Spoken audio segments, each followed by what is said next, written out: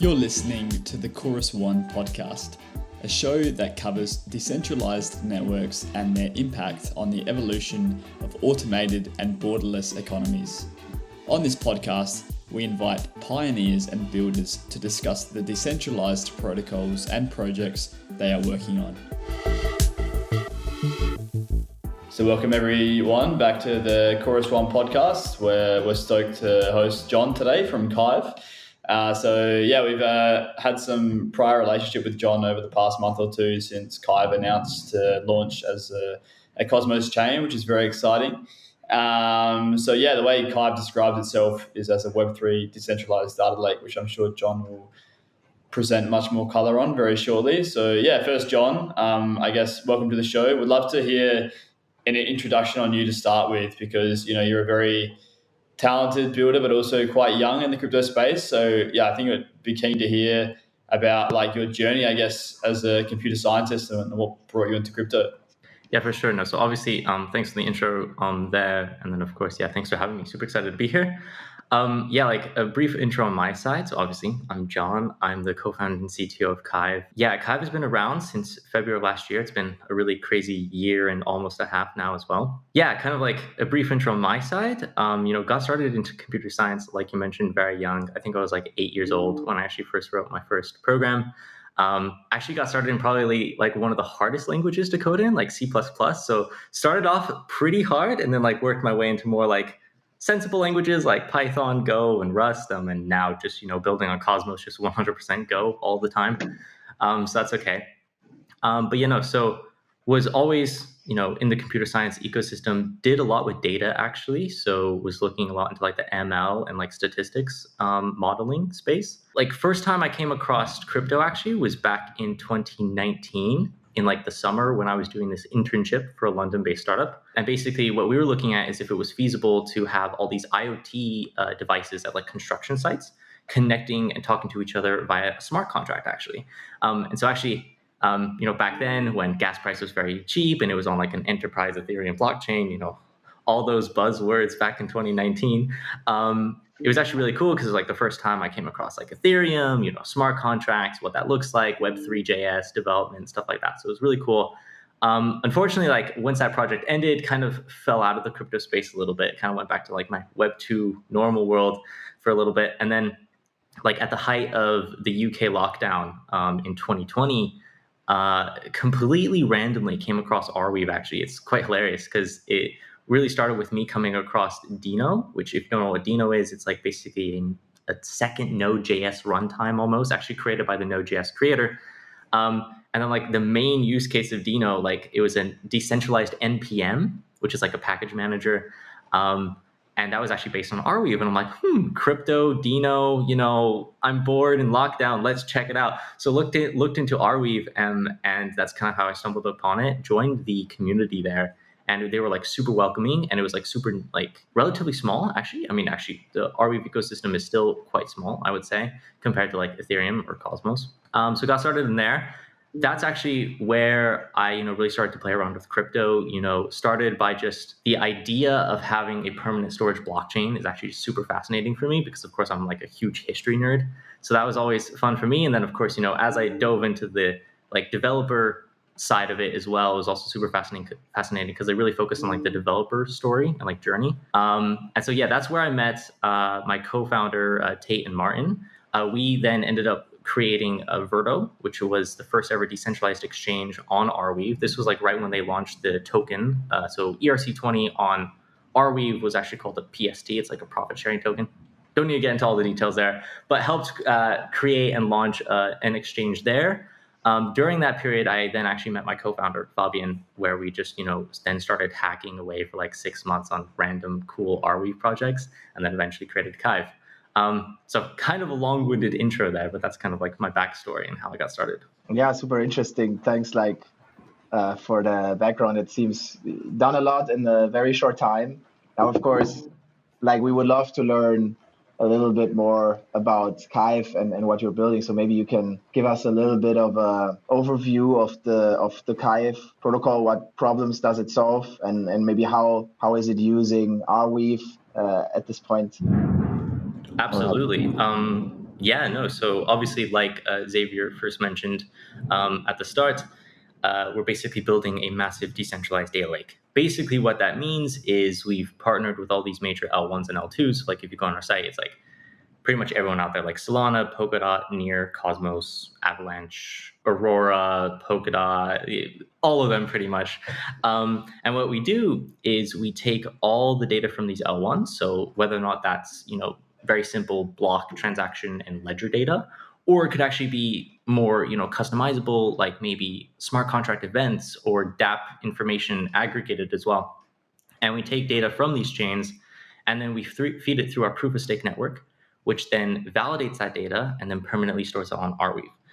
Like you mentioned there, Felix, we're using Arweave basically as like our data availability layer. So basically the Kyve network provides the validation layer for the data, because obviously you can store any data permanently. That's not a problem. But of course, if you're storing chain data that, anything from like oracles to indexers to even nodes in these networks themselves rely on, of course, you want to make sure that you have the correct Bitcoin block 0, for example.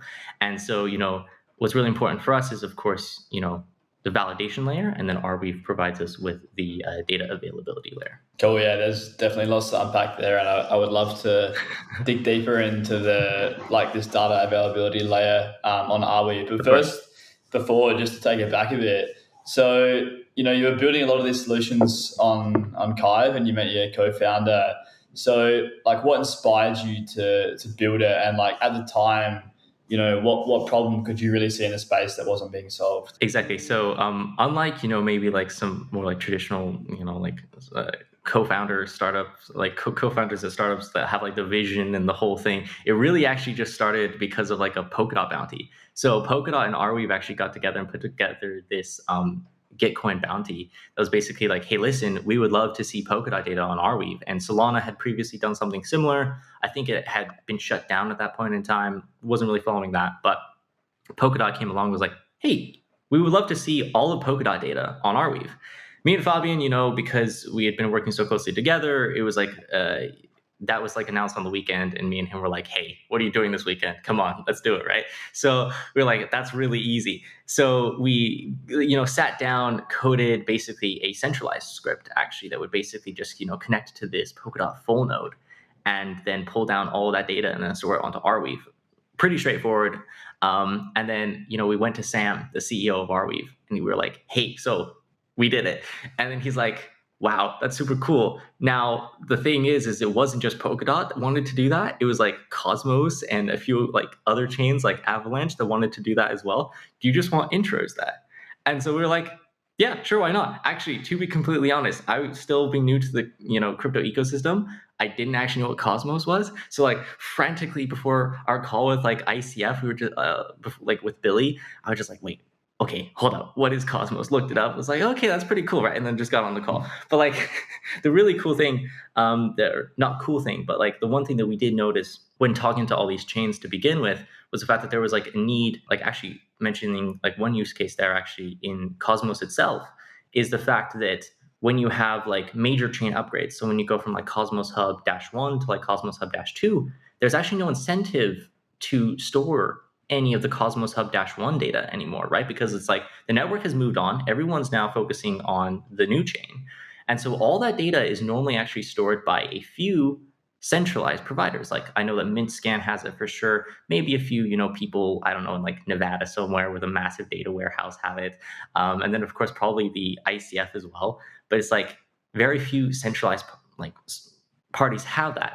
And so it's like one of the things that that came up was like the idea of like chain bloat, as well as then like there's no really incentive to carry around this large amount of data.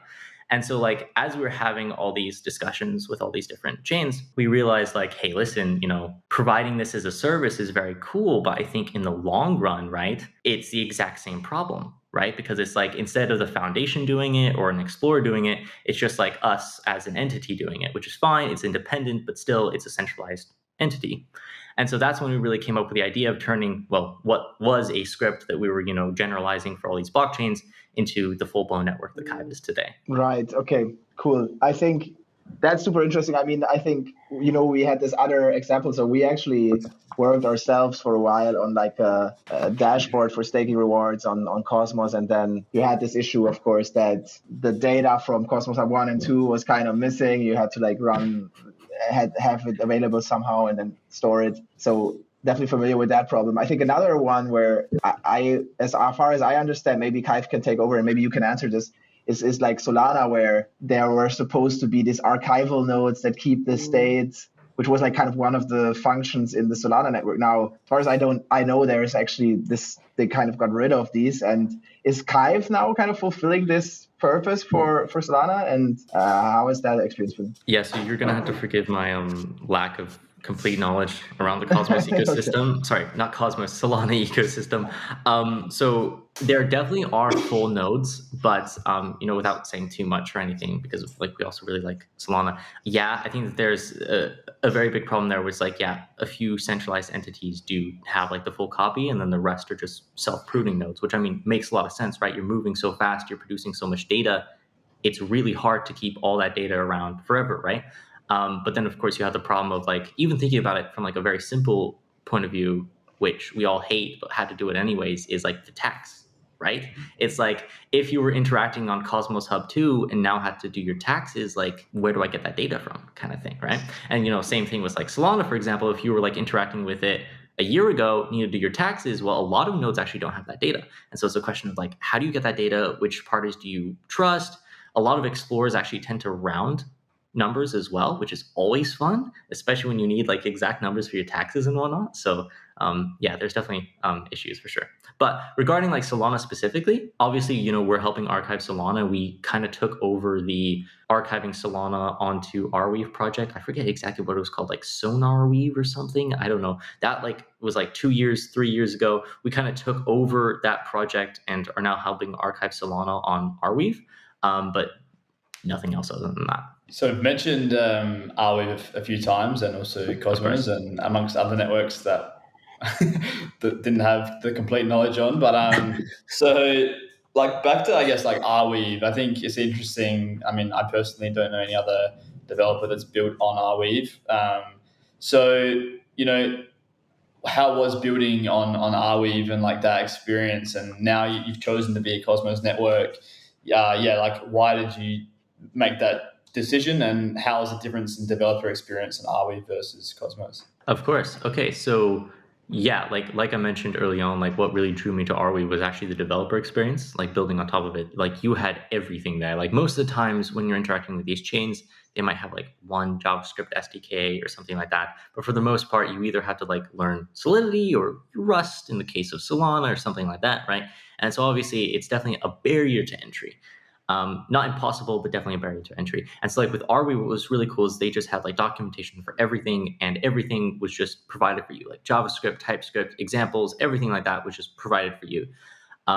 They were building out GraphQL support as well, which was super cool right when I joined as well. So like the developer journey was extremely easy. That's like one thing, just like interacting with Arweave is extremely easy. Now, because me and Fabian actually came out of the Arweave ecosystem, we decided to then, initially build Kyve out as a smart contract on Arweave without, boring you with too many details. The smart contracting layer on top of Arweave is like lazy executed, which is actually like super cool, but also comes with a few cons, especially with like scalability.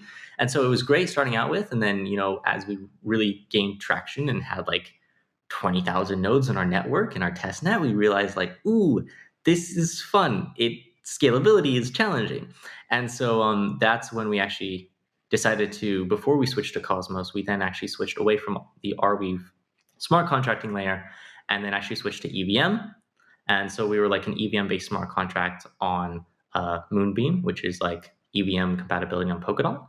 And then again, same problem there. It took a little bit longer, but also same problem there when we started like really thinking about, okay, we use like this opt code to do this, and then we can do like this assembly code inside the smart contract to then optimize like one gas unit. Ooh, fun, nice. And so then we like really thought about like, okay, now it's time for an app chain, and like Cosmos was just like our go-to solution for that. Yeah, that's super interesting. So like as far as I understand, and there is then basically like still kind of two components to the Kyve system, let's call it, where you have the chain, Cosmos app chain, and then it's still using Arweave as the data availability layer, or maybe also like, I guess, other data storage layers in the future.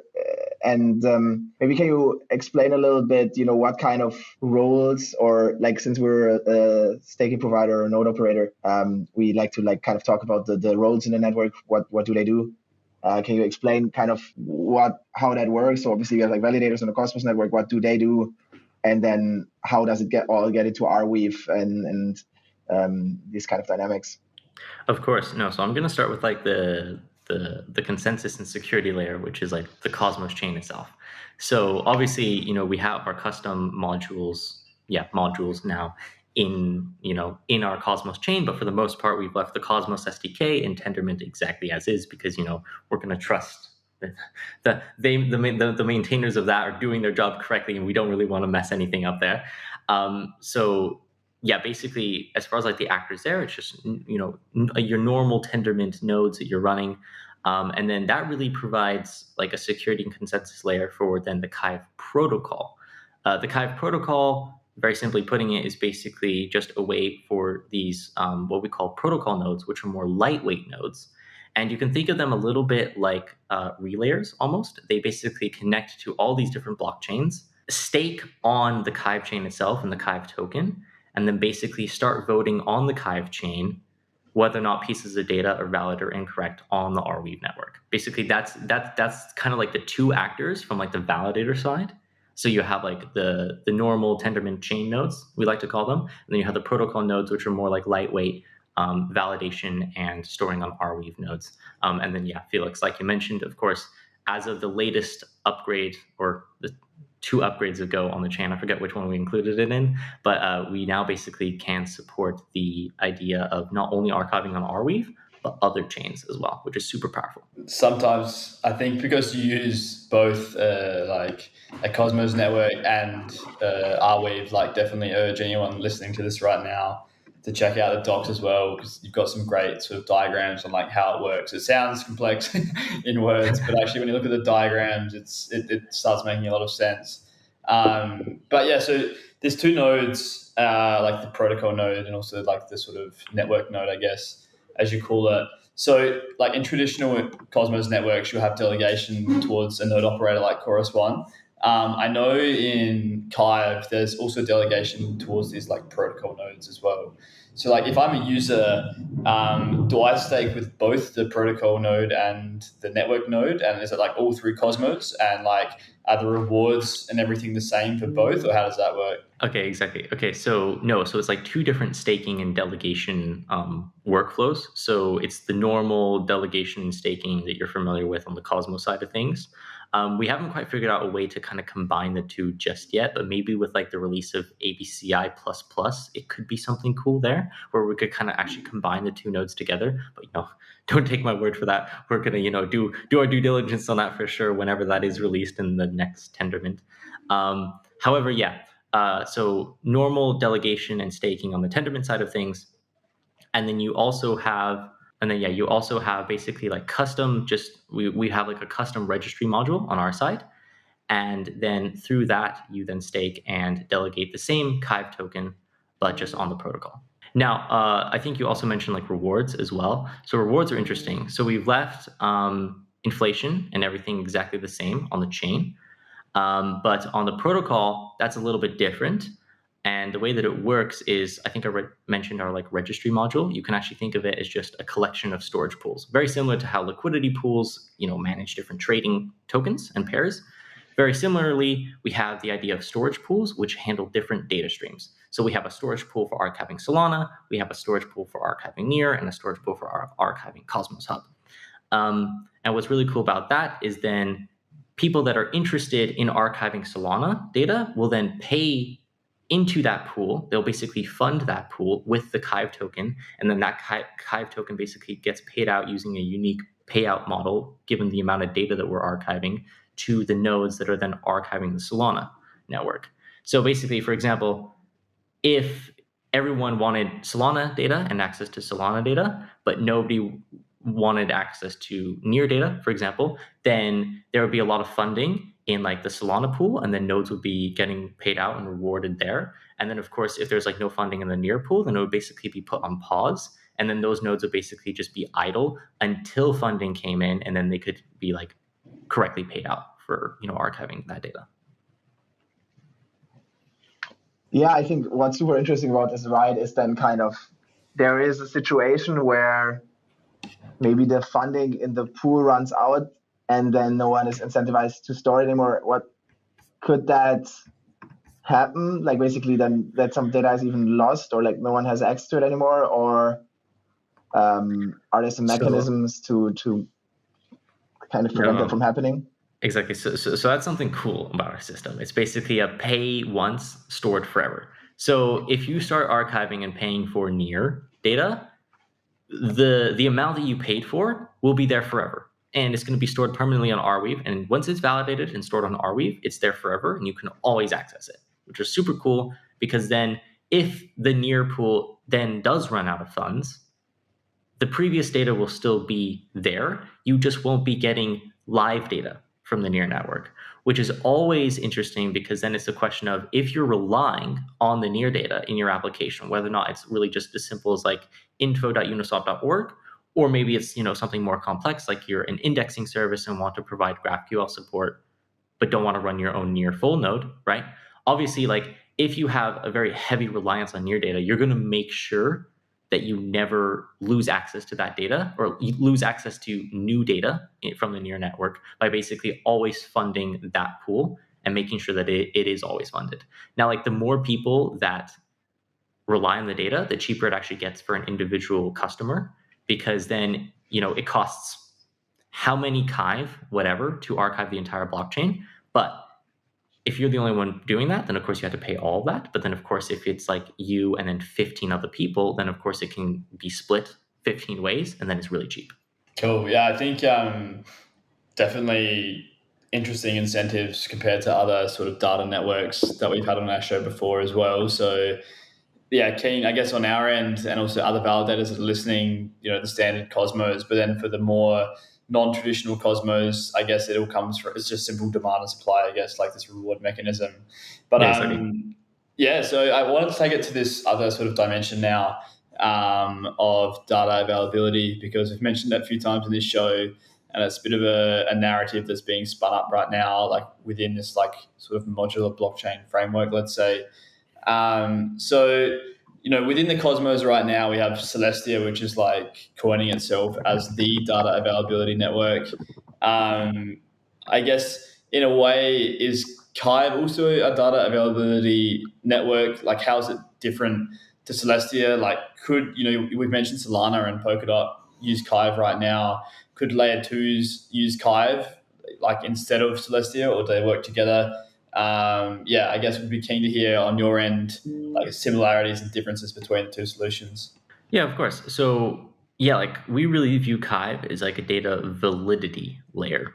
And for our availability solutions, we really just, like rely on Arweave, and then, in the future, also potentially exploring other permanent storage networks. So I would say we're less focused on, data availability.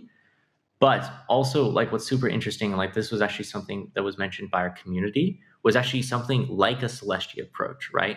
Where you could basically build this like super lightweight L2, similar to like Mina, for example. And basically, in the case of Mina, right? And Mina is actually partnered with us as well to solve this exact issue. In the case of Mina, it's great because it's super lightweight, and I think it's like only like 22 kilobytes or something, because the nodes only keep the last day's worth of data on the network. But then the problem is that some person has to run an archival node, and unfortunately there's just no way to incentivize that at the moment. And so like what we're helping the Mina team out with is like the fact that you take all the Mina data as it happens, and then just store it onto Kyve and just kind of dump it all into Kyve, and then we'll handle the data validity and archiving, right? And so something very similar there is you can have like a lightweight Mina-like chain that kind of sits as an L2 kind of on top of Kyve.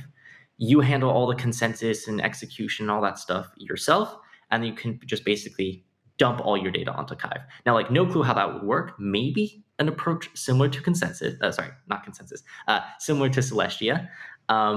But also, like, yeah, we could also, in theory, dump all the data that Kyve validates onto Celestia as well. I mean, it's like terabytes worth of data, but I think that that's how Celestia is built at the moment. So it could be like a cool use case. But yeah, like there's loads of different applications there for sure. Yeah, maybe talking about applications, right? Now we've talked a lot about this use case of storing the chain data in state, and then kind of validating it or making sure that it's valid, and Kyve's function in that. But like there must be also like other use cases, I guess, and it would be probably interesting to hear from you which ones you think are specifically exciting, where like someone could benefit, or like even in the Web 2 world, Web 3 world, wherever you think like applications could benefit from Kyve, or even if there's like something else live, you can already talk about that, or maybe something that you see coming. Of course. No, so obviously, yeah, like I mentioned the whole L2 idea, that could actually be like super powerful, because then you can have like a Mina-like chain, but without the data availability issue. So that's obviously like a really cool use case that like we're personally not building out, but like maybe somebody in the ecosystem could, and could be a cool collaboration there. Of course, you have like the very basic use cases, which is like, anything from like block explorers to the validators in the network itself. So like another thing as well is like you could prune your node as soon as you know that the data is stored on Kyve, and then you can always just fall back to that if you want optimistically. And then of course you have like cooler applications like indexing solutions, for example. So like we're partnered with the Graph and Covalent actually, because they're super interested in using our data. Because of course then their indexers don't have to worry about aggregating all that data and growing cross-chain and then all that fun stuff. They can just fall back to this massive decentralized data lake and then utilize all that data and then serve it to their customers. Yeah, so there's obviously that. Now, kind of going close to home now in the Cosmos ecosystem, there's lots of cool IBC stuff that we can do. Now, like there's a lot of stuff that we're talking about internally, which I won't like give away too much information on. But like a cool thing that we're thinking about actually is almost like a completely decentralized Oracle workflow. So the thing is like with Kyve, we built it so generic, it's really like playing with Lego blocks. You can basically, instead of archiving these blockchains, although we started there because it's like the best data source to start from when you're thinking about validation, because it's completely deterministic. But what you can do is actually, instead of listening to Web3 data streams, you can actually listen to Web2 data streams. Now, that could be anything from like stock prices to, yeah, I don't know. Let's just take the example of like stock prices, because then what you could do is then you can bring that off-chain Web2 data then on-chain through Kyve in a completely decentralized way. And then this is where it gets cool, because then what you can do is then you can use something like XLR and then basically emit an event from the Kyve chain to XLR saying, hey, listen, this is the latest validated stock price of Apple. And then you can say, hey, XLR, that's great. Update that price on an Ethereum smart contract. And then basically you have a completely decentralized Oracle flow of off-chain data. And so like that's an application that we're actually like working with the XLR team on, getting that IBC flow completely thought out. But that would be like a super cool application, and it like enables a lot of cool use cases. Yeah, I think I was also talking with Sergey recently from XLR, and definitely I think going to be a bunch of use cases, not just in Kyve, but also outside of Kyve using IBC, and even outside of Cosmos, like from inside Cosmos out to outside, like a network like Ethereum and vice versa. So I think, probably we can't even really imagine the types of use cases that are about to be like unleashed, I think, like in the next 6 months, especially within Cosmos, and really exciting. Like Kyve is going to be definitely like front and center of some of those. I want to ask, in case there are like other Cosmos networks that might be tuning into this, or other applications even that sort of are thinking about moving to become their own network, it'd be really cool to hear, I reckon, like, what's your biggest learnings from transitioning from being like an application to a Cosmos network? Was there anything that was like unexpected that you came across? Like, I know we've been talking with each other a lot about, sort of what it takes to sort of build this network of validators, for example.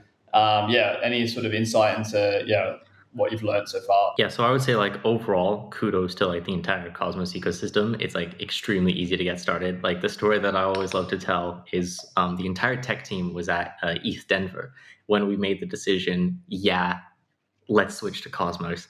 And we were actually using Starport, which is now called the Ignite CLI at the time. to basically scaffold our Cosmos SDK based chain. And we decided late in a WeWork on Monday night, like, listen up, let's just try this out. Let's see how far we get. And by Friday evening, we had, so that was basically like a 4-day turnaround. We had a running DevNet. So it's like extremely easy to get started,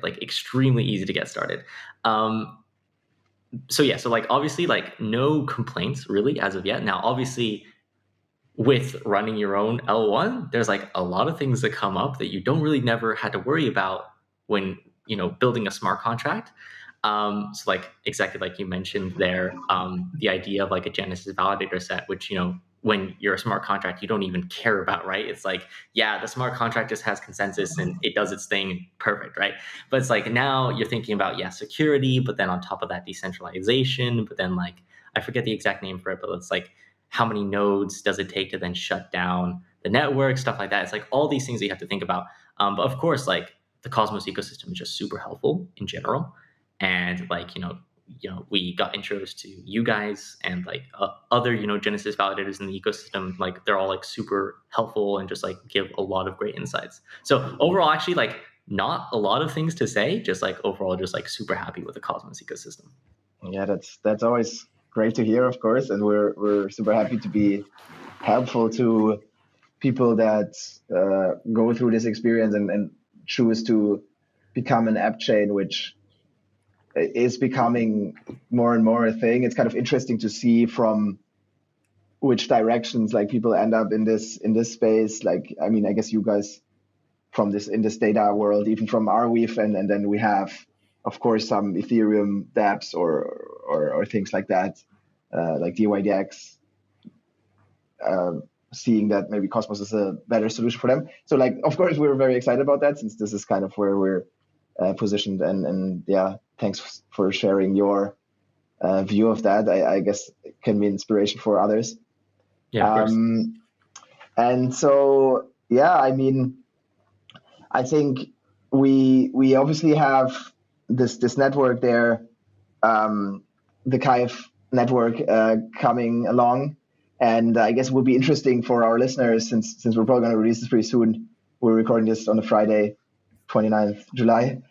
Where is basically the... Don't put the mockers on us, mate. We're recording it from Bleep. Yeah. There's definitely a storm going on wherever John is. That's what I heard this morning, earlier. So what I was trying to ask is basically, where is the development at?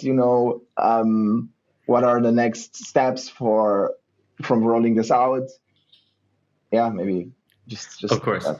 Yeah. So like I mentioned, like getting the DevNet out was like getting the initial proof of concept out was like incredibly easy. So we were actually able to, from February, launch a fully working testnet that's actually still live to this day. Like we haven't had to shut it down, start a new one. It's been running since April, actually. So like April 4th, we launched our testnet, been running smoothly ever since, been doing chain upgrades, and it's just been running very smoothly. We started our incentivized testnet. Oh man, now I'm blanking. Okay, we started our incentivized testnet in like June, or like at the end of April. And that's been running. And okay, now that everyone knows that it's the 29th, I don't think that this is going to be out by Wednesday, but maybe. But it ends Wednesday the 3rd. And so obviously, incentivized testnet is ending soon.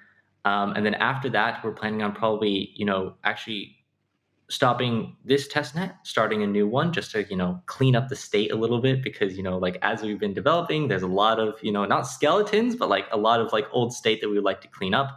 And then of course that testnet, we're planning on being the testnet that we keep live even during mainnet. And then of course mainnet, can't say much about that, but timeline wise, it's going to be Q4 of this year. So very exciting. Cool, yeah, no, 100%. That's very exciting, and us at Chorus, we're really excited to also just support Kyve, and it's been a pleasure working with you and also your team so far, and looking forward to continuing that relationship and having Kyve in the Cosmos ecosystem. I think with that, John, we'll leave it with like right there, because I think you've explained Kyve incredibly well on a level that is very digestible for our listeners and everyone listening to this. So yeah, can't thank you enough for your time, mate. We're really looking forward to, like I said, supporting you and running a node there, and hopefully receiving some delegations from those that are listening to this podcast. So yeah, thanks again. Thank you so much, guys. It was great chatting with you guys. And yeah, thanks for having me.